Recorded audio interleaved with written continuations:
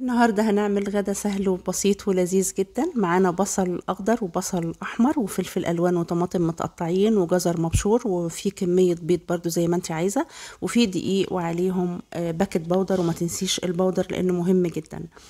هجيب الصينية وباقي الإضافات هقولك عليها أول بأول. هجيب صينية أو طاسة وأحط فيها المادة الدهنية بتاعتي وأشوح البصل تشويحة خفيفة بحيث إن هو يدبل بس لونه ما يتغيرش.